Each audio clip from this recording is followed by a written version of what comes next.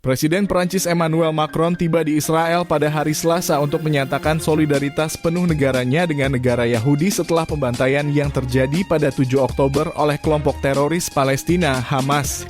Macron menuju ke Tel Aviv, di mana ia bertemu dengan keluarga warga Prancis dan Prancis Israel yang tewas dalam serangan Hamas atau ditahan sebagai sandera oleh teroris di Gaza. Selanjutnya, ia dijadwalkan bertemu dengan Perdana Menteri Benjamin Netanyahu untuk menyatakan solidaritas penuh Prancis dengan Israel, demikian pernyataan dari Kepresidenan Prancis. Kunjungannya ini terjadi lebih dari 2 minggu setelah ribuan teroris Palestina menyerbu Israel dari jalur Gaza pada tanggal 7 Oktober dan membunuh setidaknya 1.400 orang. Sebagian besar adalah warga sipil yang ditembak, dimutilasi, atau dibakar hidup-hidup, termasuk di rumah mereka dan di sebuah festival musik luar ruangan. Di antara mereka terdapat 30 warga Prancis. Setidaknya 224 orang juga dibawa ke Gaza sebagai tawanan. 7 warga Prancis masih hilang, salah satunya seorang warga perempuan Prancis telah dikonfirmasi sebagai salah satu sandera yang diambil oleh Hamas. Macron telah menyatakan bahwa yang lainnya juga diduga sebagai sandera, tetapi belum ada konfirmasi. Macron dan Netanyahu dijadwalkan mengadakan konferensi pers bersama pukul 13.00 waktu Israel. Kepala negara Prancis juga dijadwalkan bertemu di Yerusalem dengan Presiden Isaac Herzog, serta dengan pemimpin oposisi Yair Lapid dan mantan Menteri Benny Gantz, yang partainya, Partai Kesatuan Nasional Oposisi, bergabung dalam koalisi untuk membentuk kabinet perang darurat. Macron juga diharapkan melakukan perjalanan ke tepi barat untuk bertemu dengan Presiden Otoritas Palestina Mahmoud Abbas di Ramallah. Kemungkinan juga akan ada pertukaran dengan Raja Abdullah II Yordania, Presiden Mesir Abdel Fattah el-Sisi, dan para pemimpin negara-negara Teluk, kata Kepresidenan Prancis.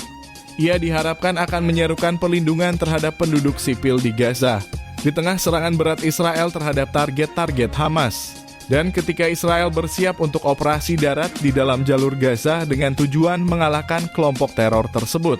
Lebih dari 5.000 orang dilaporkan tewas selama serangan Israel menurut data yang belum terverifikasi yang diberikan oleh Kementerian Kesehatan yang dikelola oleh Hamas. Mereka diyakini termasuk para pejuang Hamas dan korban ratusan roket Palestina yang salah sasaran. Menurut Israel, telah jatuh di Gaza sejak 7 Oktober. Termasuk salah satunya yang mengenai lapangan parkir rumah sakit dan menewaskan banyak warga sipil. Israel mengatakan serangannya bertujuan untuk menghancurkan infrastruktur Hamas dan telah berjanji untuk menghilangkan seluruh kelompok teror tersebut yang menguasai jalur Gaza. Israel menyatakan bahwa mereka menargetkan semua area di mana Hamas beroperasi sambil berusaha meminimalkan korban sipil.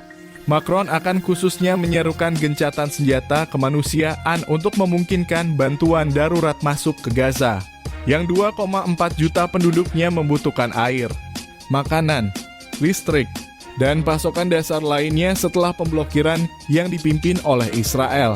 Demikian pernyataan Elise Palace. Presiden Prancis juga bertujuan untuk terus berupaya menghindari eskalasi berbahaya di wilayah ini, kata Elise. Seiring dengan kekhawatiran yang semakin meningkat terkait pertukaran lintas perbatasan antara Israel dan kelompok teroris Hezbollah yang didukung oleh Iran di Lebanon, Macron akan mengusulkan untuk memulai kembali proses perdamaian yang sejati dengan tujuan menciptakan negara Palestina yang berkelanjutan sebagai imbalan jaminan dari negara-negara regional terkait dengan keamanan Israel. Pemimpin Perancis diharapkan akan kembali ke negaranya pada malam Selasa. Presiden AS Joe Biden, Kanselir Jerman Olaf Scholz, Perdana Menteri Inggris Rishi Sunak, Perdana Menteri Italia Giorgia Meloni, Perdana Menteri Yunani Kyriakos Mitsotakis, dan Perdana Menteri Belanda Mark Rutte telah mengunjungi Israel sejak perang dimulai.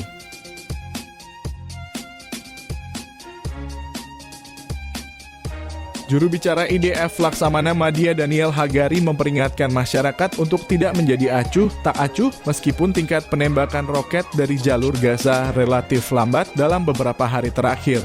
Hal ini tidak boleh menimbulkan rasa aman di wilayah dalam negeri. Ini adalah upaya musuh untuk membuat kita tertidur, kata Hagari, sambil memperingatkan bahwa Hamas masih memiliki kemampuan peluncuran roket. Hamas diyakini telah memperlambat laju penembakan roket untuk menghemat stok amunisi dalam perang yang mungkin berlangsung lama. Tembakan roket dari jalur Gaza tetap terjadi setiap hari meskipun sebagian besar ditujukan ke daerah di dekat Gaza.